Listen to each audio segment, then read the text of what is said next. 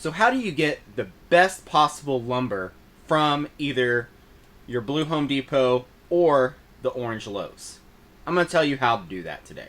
My name is Robert Daly. I run Daily Woodworks, where I make custom furniture and show you kind of the processes as I do it.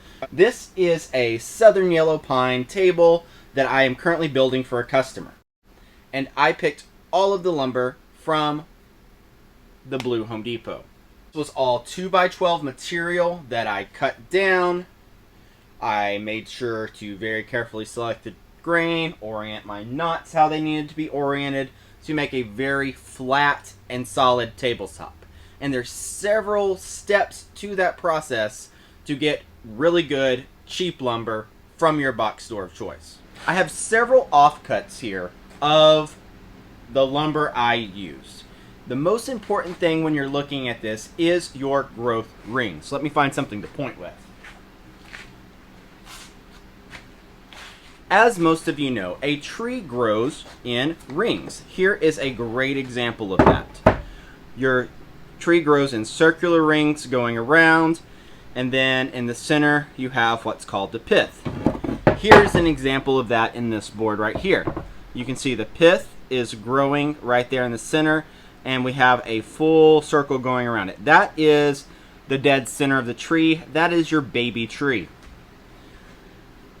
Pretty much when you're selecting boards, you want to avoid that, except when you're choosing 2x12 material. The reason I actually like it in my 2x12s when I'm picking them for my lumber is because I'm going to cut that out. I'm going to cut here and here to get rid of that pith area so that I have good flat grain or vertical grain that's then called quarter sawn lumber. So if it runs flat, it's flat sawn lumber. Most trees are sawn flat sawn, and so you'll have a mix of flat grain, quarter grain, and diagonal grain, which is called rift sawn. But by cutting that out of the center of the board, I'm getting two very good clean boards. You can see here I'm getting more of that flat or cathedral grain. Here I've got that good quarter sawn lumber, more quarter sawn lumber. So by cutting out this center 3 or 4 inches, I'm getting two really good boards that are going to move and warp less than with this twist causing pith that's in the board. Here's another example that I have. You can see here the grain starts getting very flat around this knot, and then you can also see how the grain pattern varies. Tight, wide and flat, tight. So on this board, I would come and basically on either side of this knot, I would have this few inches to be my nice straight board. I'd throw this section away, and what you want to avoid, or what you want to have, is you want consistent grain throughout your board. So the board, if I cut right here, where the grain goes from almost vertical to almost flat, that's going to cause me problems down the road. So then I would just cut it where it basically stays at that diagonal, right about here, and I'd have a good 3.5 inches of a nice straight board with tight grain. So that's how I choose my 2x12s, is I choose them knowing I'm going to throw away that center 3-4 inches of wood. Here's what happens when you don't do that. In this board, you can see I have the pith right here. Those really tight circular rings from where the baby tree grew up. Then over here it gets to that nice quarter sawn. Because I left it this way, you can actually see how bad the twist in this board has become, making it virtually unusable. Now I might be able to chop out, say, 2 or 3 foot sections of this and negate a lot of that twist, but you never want to use a board with that pith in it if you can avoid it.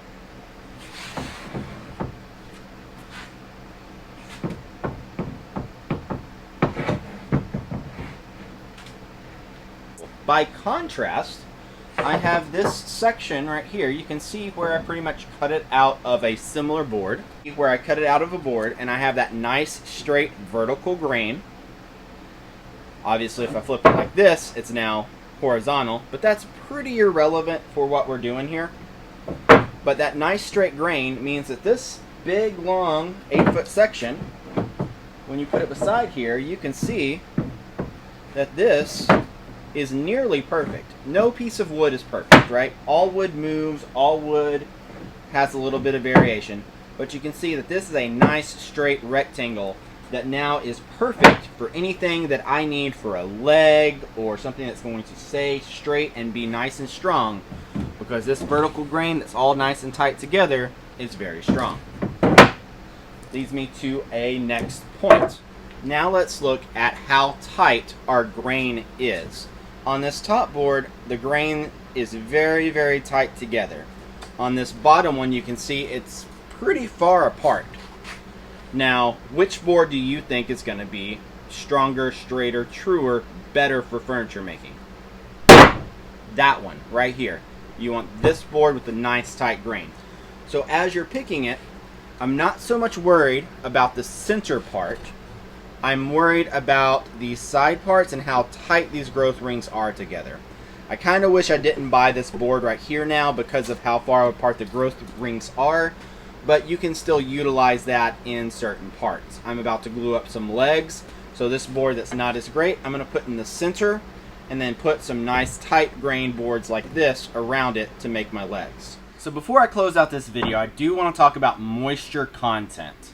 Construction grade lumber is not dried to the same percentage level of moisture content as woodworking furniture grade lumber. So when you're at your box store, you go to where they have the oak and poplar. Those in my area, in kind of the coastal region of Texas, about 11% moisture content is about the best that we can do. You can dry it below that in a kiln, but as soon as it's exposed to the environment, wood is going to equalize to its moisture content, and that happens throughout the year, and that's why wood will always expand and contract. You can try sealing it super well, but most finishes are kind of air permeable, so air will still go in and out of those finishes. So what do you need to do? For example, most of this lumber in our area comes between 16 and 19% moisture content. We want it around 11, varies based on humidity. So it's already mostly dry. And the nice thing about your box stores that have indoor lumber yards is that's a conditioned space. That humidity level is already lower. So that wood's going to be drier than wood that's been left out under a shed. Sometimes. Now if you're in the dead of summer where it's super hot, super dry, and that's sitting at 100 degrees all day, then sure, that might be drier and have a lower moisture content. But generally speaking, a conditioned space is going to do better for sucking that moisture out. So what I did is I came in and I bought my lumber, and then I put these little stickers, these are called stickers, these little between each board like this, and stacked it up. I then put a fan on it. I then had my thermostat set about 75 or 80 in here, and I just let it sit for about 2 weeks to make sure this lumber had plenty of time to acclimate to the environment it was going to be worked in. And now this lumber has been sitting here, because of my time frames, close to a month before I really started working on it. So this has actually been in here about 2 months with the amount of time I have to spend in this shop these days. So now I know, and I can get my moisture meter, and that's broken, unfortunately. I can buy a new moisture meter and check it to make sure my moisture level is where I want it to be, which will keep my lumber from moving as much. So that's your crash course on picking lumber from the box store. The idea is you want to get 2x12s longer than you need. So my table, for example, was about 7 feet long. I picked 2x12 by 10 footers. That way I could kind of pick where my grain was. The longer, bigger boards tend to have less knots because you have to cut down a bigger tree to get a longer board. And then I cut out those center sections to get nice straight or rift sawn lumber, or to get nice quarter or rift sawn lumber wherever possible. And then make sure those growth rings are as tight together as you can find them. So one, you're going to spend a lot of time digging through the lumber pile. And if you do that, be respectful of the people who don't get paid very well to come back and clean up after you and put their boards back on the shelf. But 2, take your time, dig through the lumber, find the boards you want. Take your time, stack the wood up in a cool or in a dry place, put some fans on it for air circulations, and let it sit to acclimate to the area you're going to work it in for 2-3 weeks. And then when you start cutting it up, cut out those center sections to get rid of that wood that's going to move the most. Thanks for watching. If you found this video helpful, give me a like. If you have a question or comment below, like what would you add to this list of things to pick boxwood or box store lumber? I'd love to know if you have any additional advice, and maybe you can help somebody else out. Have a great day, and we'll see you next time.